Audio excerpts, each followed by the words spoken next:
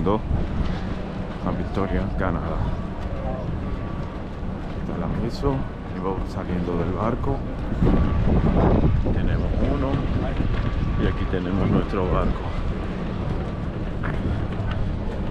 Así que por segundo día consecutivo aquí en el crucero. Primero fue Yukon, Canadá, y ahora va a ser Victoria, Canadá.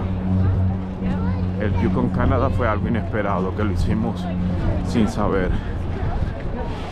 Una excursión inesperada, pero la más bella de todas. Y ahora esta, que esta sí estaba incluida aquí dentro del crucero.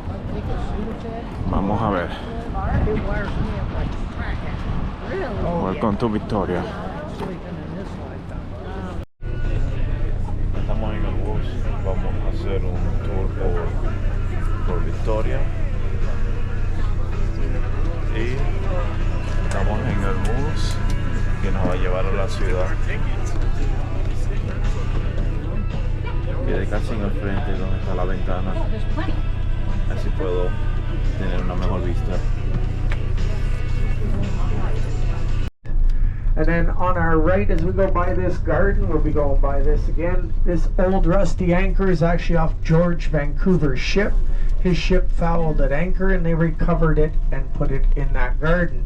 And we're actually going to see the bay where he lost that anchor. Just down here on our left is Thunderbird Park. This is part of the Royal BC Museum. There's 11 beautifully carved totem poles, all done by Indigenous artist Mungo Martin as well. That home that you see off to the left, that is the very first position in Victoria. That is where his home was built.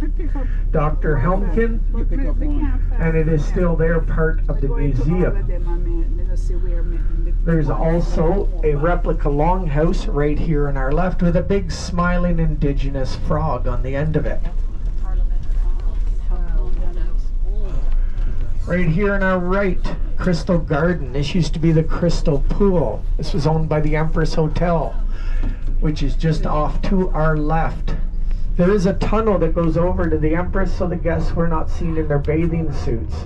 Now this was the very first saltwater pool in North America.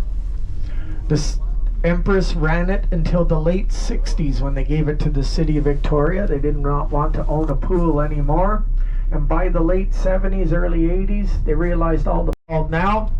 Now, originally back in the 1800s, if you were having surgery, you were more likely to die from surgery than what was wrong with you. One of the surgeons, though, he did not like that, and he followed Louis Pasteur's work and another gentleman called Dr. Lister. Dr. Lister was a European surgeon, and he had come up with a floor cleaning soap, and he said if you use this soap it would help fight infections. So the surgeon here wrote to Dr. Lister, and Dr. Lister agreed to come up and talk to him. Now back then you used to pick your surgeon by how dirty his apron was. It was thought that they did more operations and they were the better surgeon. And I'm just going to pause that because right here on our right is Christie's Carriage House. This was a carriage building center and repair facility. Now it's a pub. It is a heritage building in its original heritage colors as well.